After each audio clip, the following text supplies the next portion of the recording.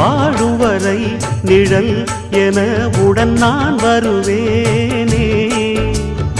ஏழ் பிறப்பும் உயிர் துணை உனை நான் பிரியேனே.